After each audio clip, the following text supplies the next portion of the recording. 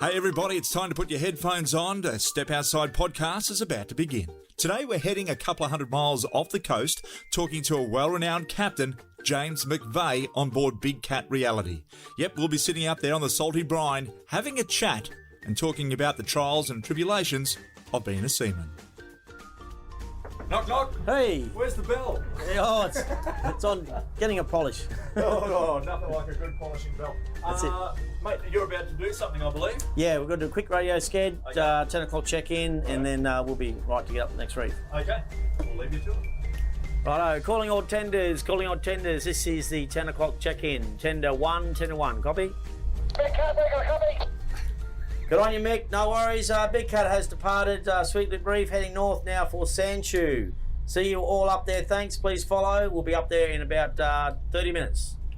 No, mate. Might have to stop and pick these blokes up. They're fucking crying out here. Romeo, no worries. See you up there.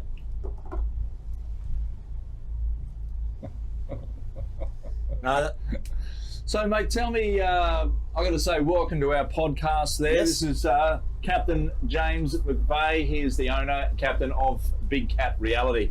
Mate, thanks for having us on board. pleasure, mate. Pleasure. Mate, tell me, we're out in the Swain's Reef. Yes. Do you classify this as the Coral Sea, or is it just to the other side of the massive surf breakers behind us? Well, it is the Coral Sea, technically, but we probably refer to it in most locals as the Swains, Yep. because you've got the bunker group, the Swains, more of a sort of Yep. coastal reef. Yep. And then we talk about the Coral Sea, where we sort of go off the continental shelf, Yep. which is basically sort of Samarez as a start, but then out to Cato, Wreck Reef, they are well out in the ocean across basically 3.5 kilometres of water as in depth. Yep. And we tend to refer that as the Coral Sea reefs as opposed to the Swains is then Great Barrier Reef. And I'd imagine those outer reefs, there's Samarez, Ken Reef, Wreck Reef, that's the outer extremity of the Australian Commonwealth waters, is that right? So you got state waters. Basically, you got Great Barrier Reef Marine Park Authority look after the Great Barrier Reef, Yep. which is state authority. Then as you go in the Coral Sea, that's a federal authority, which is Australian Parks, Yep. and they cover those outer reefs, and Right. they are managed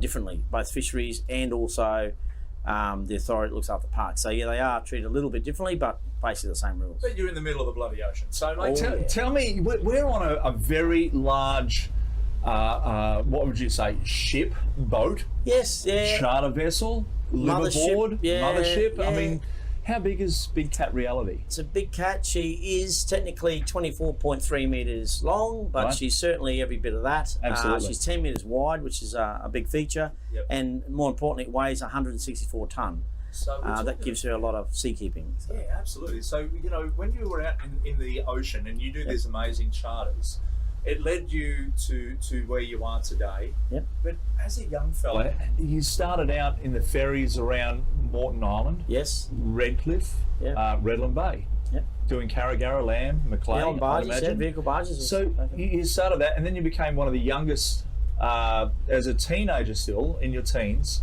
to work towards a Master 5.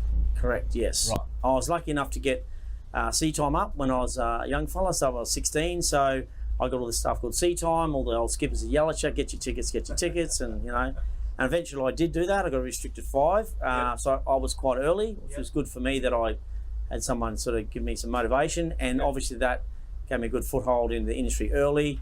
I then were lucky enough to get a job with Harbours and Marine in Nav Aids, Yep. probably the best years of my life. Yep. Great guys I worked with, and then of course I had heaps of sea time, heaps of opportunity, and I just went really well. So then Gladstone started up, and you did a bit of stuff up there with the Port of Gladstone, Curtis Island runs. Yeah, with the LNG project, I was involved in the Ro-Ros, they call them the roll-on, roll-off ferries. Yep. Basically with Curtis Island being developed, there was no bridges allowed to be constructed.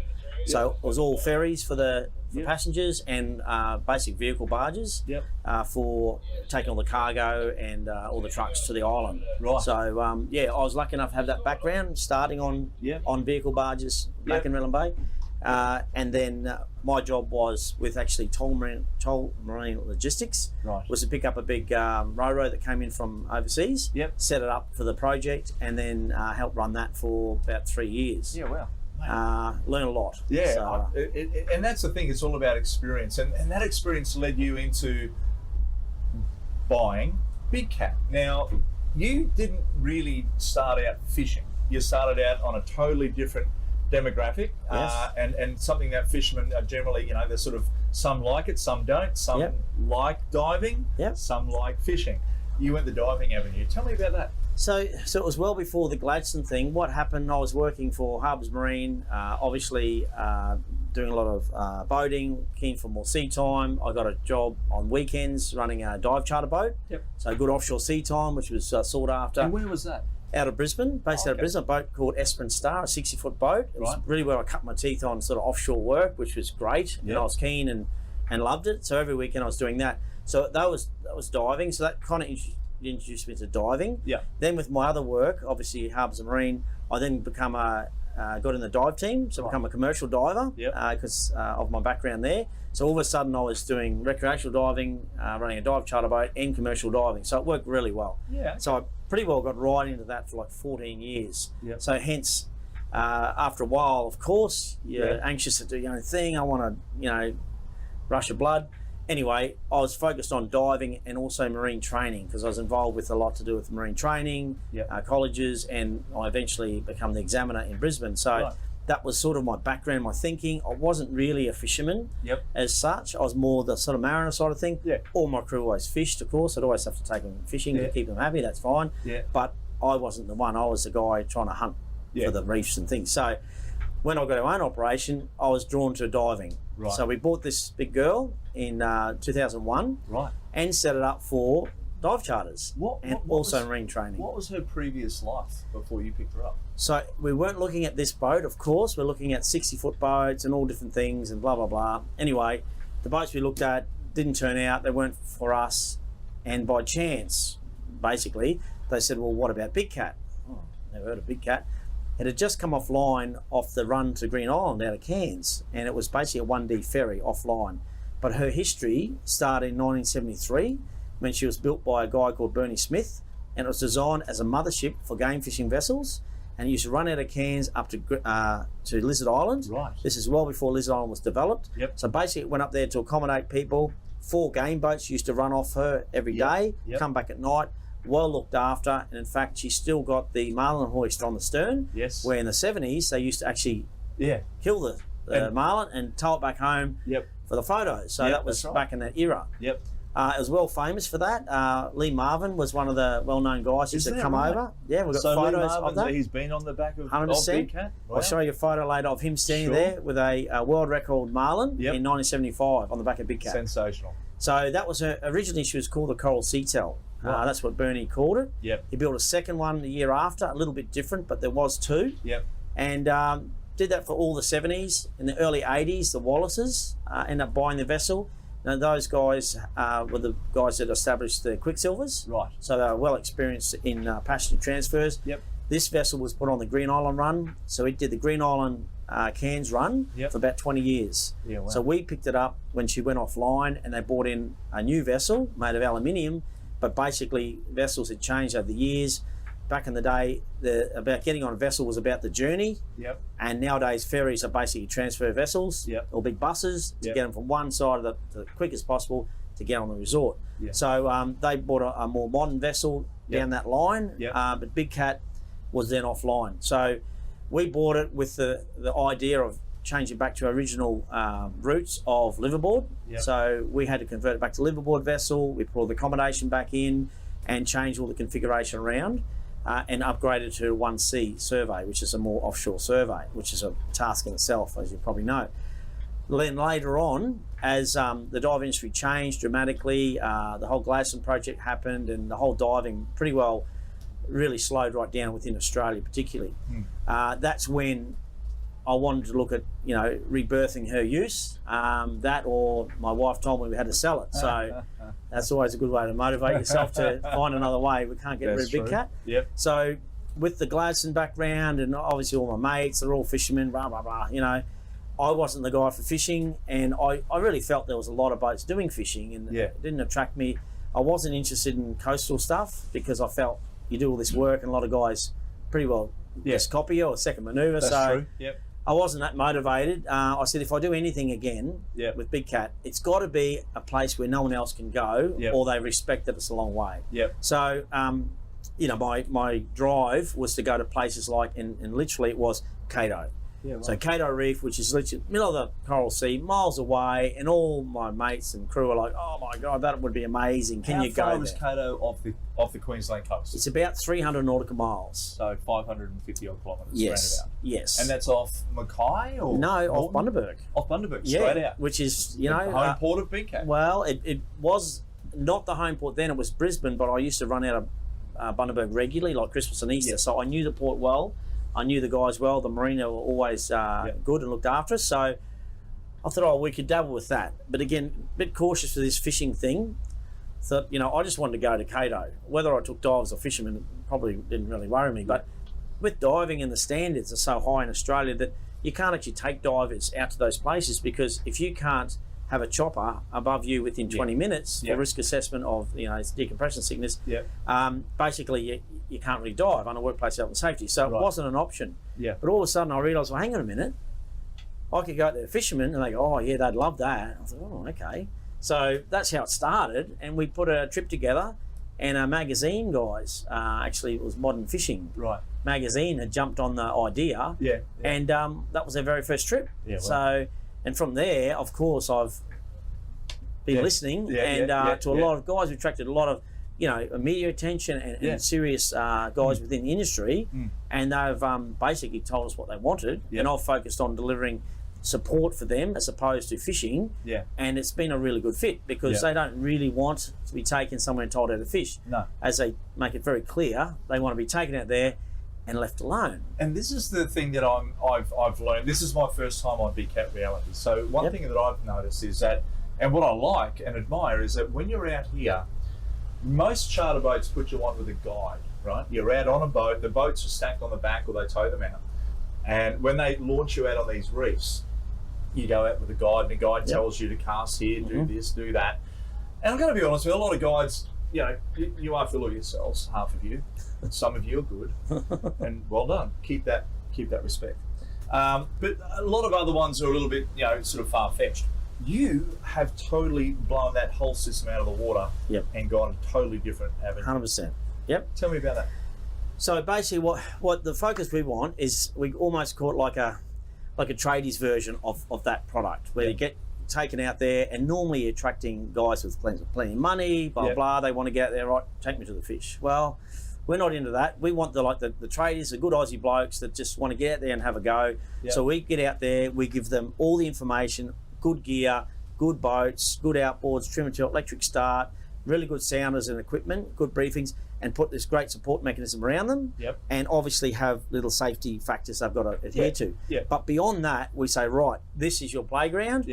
Away you go. They bring all their own gear, all their own ideas. They do heaps of planning and networking online, and talk to each other for months in planning, and then basically go for it. Then we look after them for bedding, accommodation, food, support, a whole lot, including even with the bait out wide, they don't use a lot of bait, but we support them, and they love it, because they can do whatever they want. They can troll, deep drop, it's up to them. They drive the tenders themselves. 100%. So you have like a 3.5, 4 metre? What are they? Yeah, the 4.2 metre. 4.2 metre. Smart waves, yep. Okay, and the boats, the tenders are brilliant. I've got to give you the drum, mate. They're 10 out of 10. They are super stable and super dry. They are really, really good. And we've been out in those boats in 35 plus knot gusts. Yep. When it was pretty shitty. Yeah, definitely. Still felt safe. They are very safe. Absolutely brilliant. And we're tucked in behind the Coral Cay, catching lippers, catching trout, catching everything. And, if we just wanted to pull the anchor with that 50 horsepower Mercury, we just start her up, electric start, trim tilt, and you just go, I just need to go 20 metres that way and catch more cold trout. Definitely. You do everything yourself. But you can go 2 miles around the vessel of Big Cat. And if you've got another boat with you, that way you've got support. You can double that. Yeah, we have a buddy boat system, so you can actually go out to 5 nautical miles.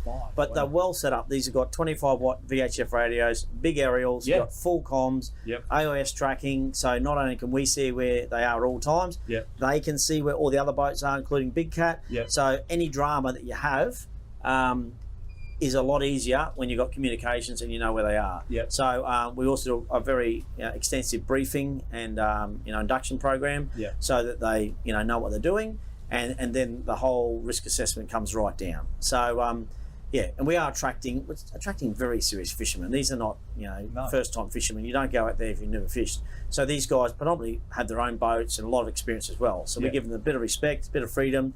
Do the right thing, guys, and you can have a great time. And they tend to always do the right thing. And that's a good part about it. Everyone's out here to have a good time. So everyone sort of unifies and they become one with another. You know what I mean? You're all sleeping in the same area.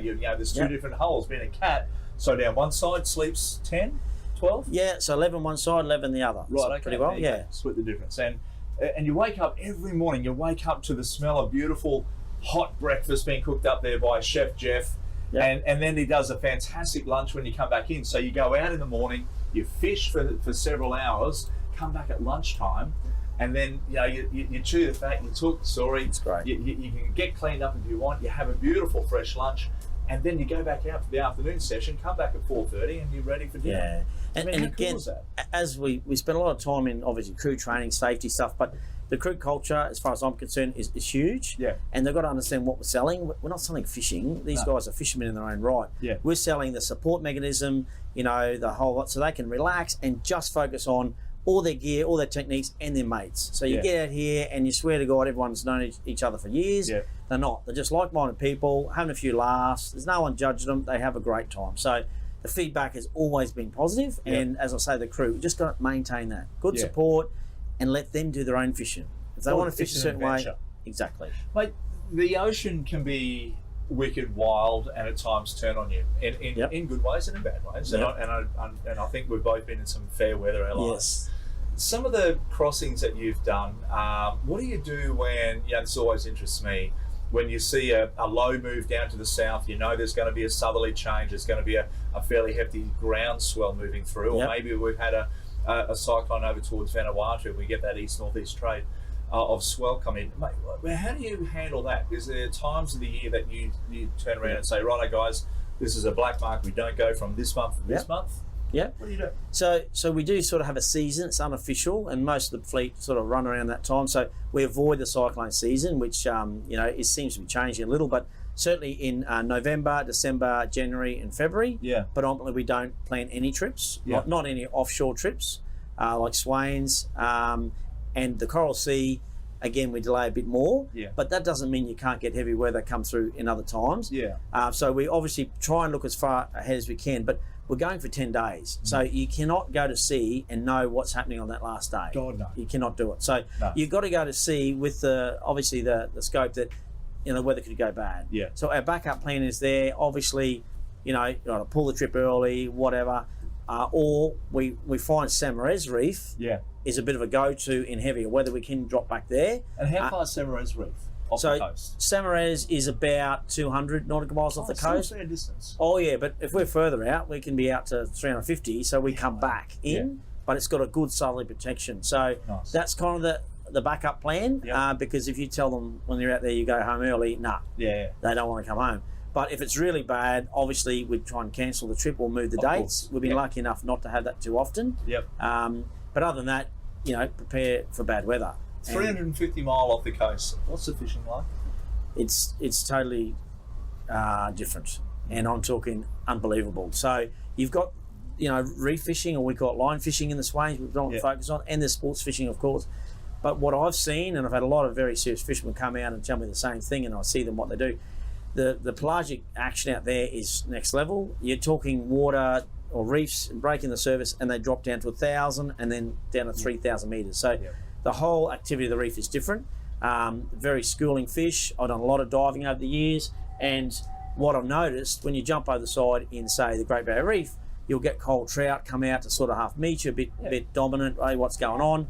Out there, you jump over the side, there's no fish that come out and see you at all, because a cold trout this big will be smashed by these very fast moving packs of fish like wahoo, dogtooth tuna, all that sort of stuff. So that's what the sports fishing like. So they get the poppers going. Scared. The fish don't want to come out of their holes. They'll get eaten. All the dumb ones are dead and the smart ones are hiding. So all the guys, they all fish together, and with the AOS, because it works better when they all work together. So you'll get it like packs of boats, like 2 or 3 boats will be all popping and raising the fish, and the sports fishermen just get it. And of course, so they get some action. It's not like a secret hidey hole. You're in the middle of nowhere, no one's coming. they'll be on the radio yelling out, and all the boys will come over and they just yahoo. It's like a footy match. It's amazing to watch, and the guys love it. And they catch. It's basically catch, good photo, and boom, they release it. So it's all catch and release out wide. Yep. And we do our line fishing and keep trips in close. Yep. So you're attracting only sports fishermen.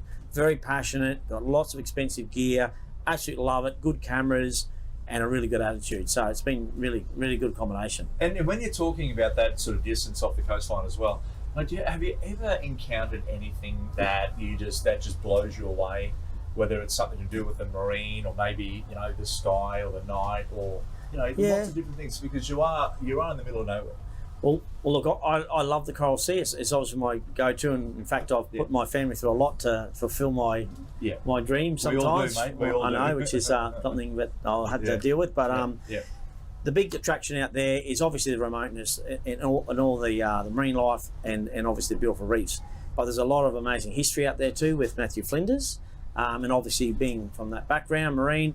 I love that whole story, and I love showing people, where he went aground and what happened, and you see them, basically then forget it. So you've got a massive history of Matthew Flinders and the forefathers of marine, what they did out there. So I think that's a huge thing that's under, just not known. So I think that's a huge attraction, as well as that, the massive remoteness, the whole marine life, bird life. You can get out there, and it just feels amazing because you are in the middle of nowhere.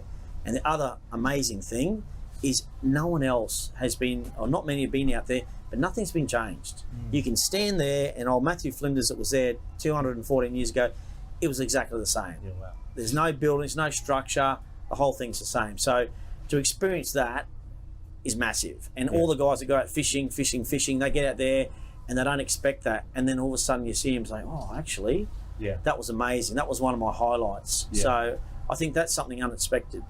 And then the weather patterns, well, that's the sea. The weather can be amazing one day, and oh my God, look out the next. So that's the gig. It goes with it, mate.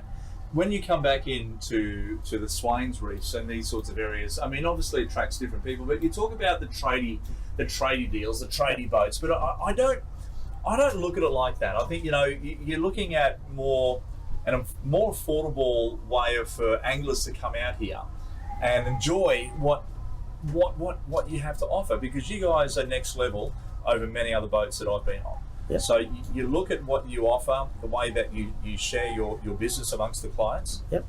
But I think that from a trading level to anyone who wants to go sport fishing, whether it's on the Swain's reefs or out in the Coral Sea, Big Cat Reality would have to be on the top of the list. So, mate, for people wanting to go, what do they do? How do they book on? What's the timing? What's the advancement? How much notice they need to give? So again, coming from, look, we've had the boat 20 years and the business 20 years, so we're not new at this. We've done our whole lives. So the fishing product is probably a bit newer than the whole business, obviously. But what we've brought forward, or the experience, was our booking system as well. Because I was trying to manage lots of different booking agents and stuff over the years. We've got a great booking system, but it's very transparent. And that's what I like about it. Yep. You can basically go online, you can see exactly what trips are offered, how many are on, and it's all live. So it's not like, how many spots left? Like the trip you put together, when people see there's only 6 spots left, well, quick, they can book them straight away, all online. So I think a lot of the boats haven't moved down that road as quick as we have. So I think that's good, because we can talk to someone they're keen, we'll give them all the information, including all the photos and all the links, and they love it, book on. If they don't love it, they don't need to book on. Like I think that's been really good for our business. But as far as the tradie version go and the gear, being not necessarily from the fishing industry and the dive industry, I probably had not realised the expense of fishing gear and all the consumables that they go through. It's like, whoa.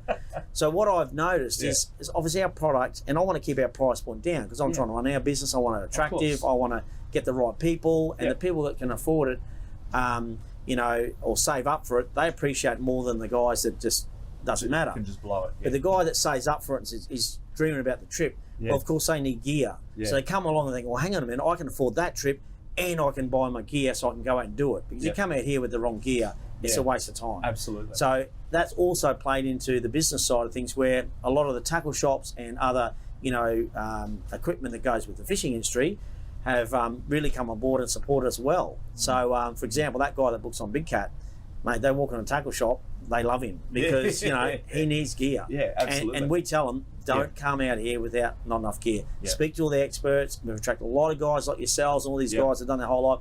They know all about the fishing. So we get a chance to say, hey, talk to these guys, get all this gear, try it out, and then we'll look after you when you get there. So it has worked really well. And you've got a little shop downstairs as well. So, you know, if you're going out there and you're casting stick baits or poppers or, you know, mad scads or, you know, anything OSHA from Shimano, all that sort of gear. If you're throwing out that and the big GTs come up and smash it and steal your gear, around a bommy or a shark takes the fish. Oh, yeah. Mate, they can come back here knowing that you've still got some stuff. And I've noticed that your prices are not exorbitant, not over the top. I mean, 100%. you think when you're out in the ocean, if you're on a cruise ship, you know, you're paying, you know, $25 for a beer. Yep. You know, for example, here with your tackle, super cheap. Definitely. And again, obviously running the business, what we're trying to do is sell a fishing trip. Yeah. Not alcohol, not fishing gear and all that stuff. So at the end of the day, we're not giving them free beer. We've decided, so no. Yeah. But what we say, if you want to have 10 beers, you get charged for 10 beers. You have one beer, you get charged for one beer. Same with the fishing tackle. It's not there to try and, you know, touch you up. It's about having different varieties of gear on show so they can trial it, whatever. And if they get caught short, they can buy some gear. But ultimately, we're trying to sell our product, and then all the other guys can sell the other stuff. So if they come up here or they come out with us and they're stuck, we'll look after them. So both drinks, the whole lot, but basically everything else is all included. So including good bait, we've got good guys in the industry that look after the bait. So it actually it's all sort of come together, to be honest. So it's great. I mean, you've got a great crew of guys down there, from Brad to Paul to, of course, you know, Chef Jeff, yourself. Corey, the list goes on there. So look, do yourselves a favour, everybody. If you want to come and experience what we've experienced here on Step Outside and what thousands of other people have experienced and are all talking about, whether you want to do a major trip out to the Coral Sea, to those reefs that are 200 to 350 nautical miles off the coast, where it does take a couple of days steaming, but at the same time when you're out there, it is true fishermen. And here, mate, if you want to do the Swain stuff, definitely come and do that, because that is an experience in itself as well for that week-long adventure. They are great trips, and like I said, the Swain trips, it tends to be, we attract a lot of males, females are welcome as well, but it is really good, and particularly these days, just for the whole men's health. Get out, no phones, week away, catch some fish, don't catch some fish, have some laughs, and the guys love it. They come out here, honestly, they want to take some fish home, but it's a whole week away. And then they just go, right, next year we're doing it again.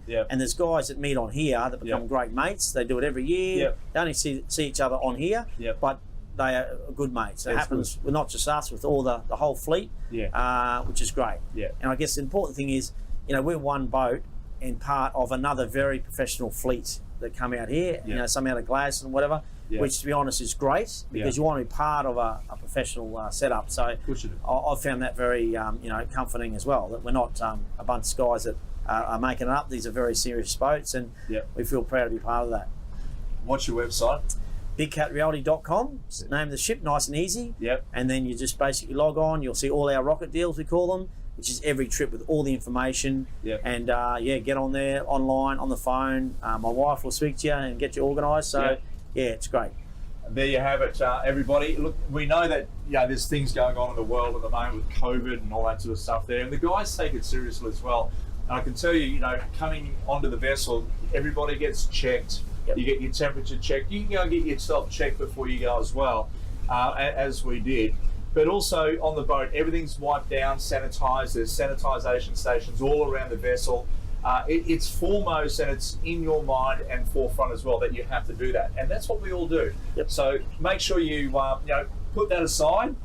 Men's health, women's health, whoever it might be, come out and experience it. And you guys are also doing something quickly at around Christmas. You're launching the 2 or 3 day bunker and Lady Musgrave trips. What are they? So with the whole COVID thing and the restrictions that have been, keep changing, so we've jigged our back end of this year particularly. So we're now offering 3 day bunker route trips, so a shorter trip, obviously a smaller price point. So give you a chance to experience what we offer out here. And then for more family orientated, where they tend to not want to have to necessarily go to sea and fish all day, we do a Lady Musgrave trip. So basically it leaves Friday night, back Monday morning. So a good opportunity to just have a great weekend away. We leave and go into the lagoon, lagoon's nice and protected. You get 2 full days, use the tender, take the kids for a fish around the lagoon, and more importantly, enjoy the island. All the turtles laying, the hatching, a lot of bird life, all that stuff to the island. But again, a bit like the Coral Sea, you get a chance to get away from it all for the whole weekend. Sunset drinks on the top deck, just get away, no phones, and enjoy the Great Barrier Reef. It's very special, and it's right there, just for a weekend, easy. Doesn't that just make you want to jump on Big Cat and head out for a true adventure? Speaking of adventures, next week on the Step Outside podcast, we have a chat to a world-class fishing guide, Nick Gargario, who has honed his skills to the art of fly fishing for just about anything, including the highly sought-after bonefish. That's next week on the Step Outside podcast.